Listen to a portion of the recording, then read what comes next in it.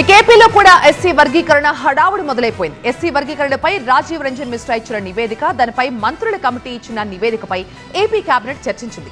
వర్గీకరణ బిల్లుకి cabinet green signal ఇచ్చింది. ఎస్సీ వర్గీకరణ అంశంపై ఏపీ కేబినెట్ చర్చించింది. ఏకసభ్య కమిషన్ నివేదిక, మంత్రుల కమిటీ నివేదికపై చర్చ తర్వాత ఎస్సీ వర్గీకరణ బిల్లుకు కేబినెట్ ఆమోదం తెలిపింది.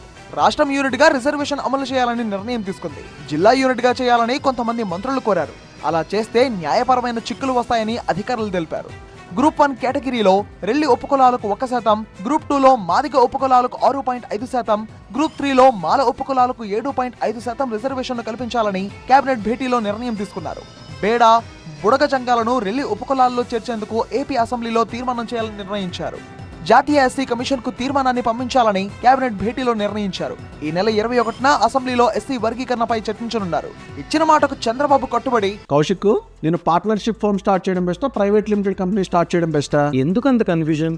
ఎక్స్పర్ట్ తో మాట్లాడు. ఎక్స్పర్టా? ఎలా? బాస్ వాలా.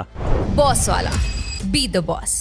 వర్గీకరణ చేస్తున్నారని టీడీపీకి చెందిన ఎస్సీ ఎమ్మెల్యే ఎంఎస్ రాజు అన్నారు. గౌరవ ముఖ్యమంత్రి గారు మాల, మాదిగలు, అదేవిధంగా రెల్లి, ఇతర ఉపకులాలు కూడా ఈ రోజుకి ఎస్సీ రిజర్వేషన్లో లబ్ధి పొందినటువంటి కులాల్ని కూడా లబ్ధి చేకూర్చే విధంగా గౌరవ ముఖ్యమంత్రి గారు అన్ని వర్గాల ఆమోదయోగంగా నిర్ణయం తీసుకోవడం జరిగింది.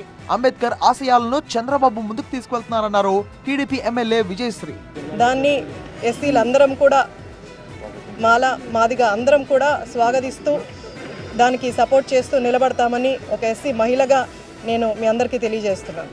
ఏపీ కేబినెట్ నిర్ణయాన్ని స్వాగతిస్తున్నామన్నారు ఎస్సీ వర్గానికి చెందిన ఎమ్మెల్యే కొలికపూడి శ్రీనివాస్. ఆంధ్రప్రదేశ్లో ఉన్న అన్ని షెడ్యూల్ కులాలకి వారి జనాభా నిష్పత్తి ప్రకారం న్యాయం జరుగుతుందని, సామాజిక న్యాయానికి తెలుగుదేశం పార్టీ, కూటమి ప్రభుత్వం కట్టుబడి ఉందని తెలియజేస్తున్నాం. ఎస్సీల అభివృద్ధి చంద్రబాబుతోనే సాధ్యమన్నారు టీడీపీ ఎమ్మెల్యే రామాంజనేయులు.